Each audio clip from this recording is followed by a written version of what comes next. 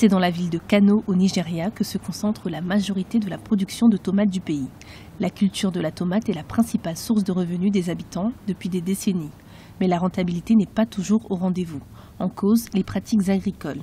Félix Taille est officier chargé de la formation chez Pyxera Global.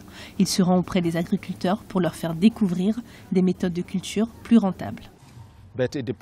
Pour tirer profit de l'activité de la tomate, le point de profit commence avec la variété que vous désirez mettre sur le marché.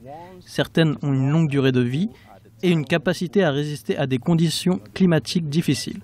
La taille est également relativement importante, tout comme la capacité de résister à la chaleur élevée et les maladies. La longue durée de vie et la taille sont très attrayantes. Abdallah Kadani est un agriculteur de 40 ans qui cultive des tomates depuis plus de 20 ans.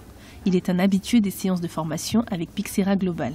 Il constate les améliorations suite aux formations précédentes. La saison prochaine, il espère améliorer ses méthodes de culture afin de rentabiliser encore plus sa production.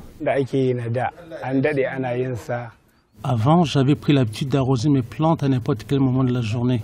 Grâce aux formations, je sais maintenant qu'il faut arroser le matin ou le soir, mais jamais quand le soleil est levé. Avant, nous avions l'habitude de mettre toutes nos tomates dans le même panier. Mais grâce à eux, nous les classons maintenant par catégorie. De plus, nous savons exactement quels sont les besoins du marché avant de nous lancer. Pour les agriculteurs de Kano, les formations aux nouvelles pratiques agricoles sont une véritable opportunité. Bien cultivée, la tomate pourrait être de meilleure qualité et avec à la clé une hausse des revenus.